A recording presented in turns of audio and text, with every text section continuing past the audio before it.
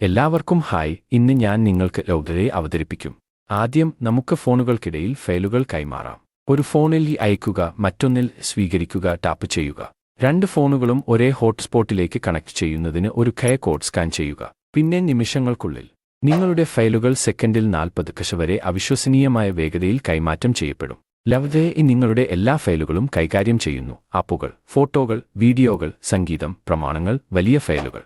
ഏറ്റവും മികച്ചത്, ഇത് വളരെ വേഗതയുള്ളതും നിങ്ങളുടെ ഡാറ്റ ഉപയോഗിക്കുന്നില്ല.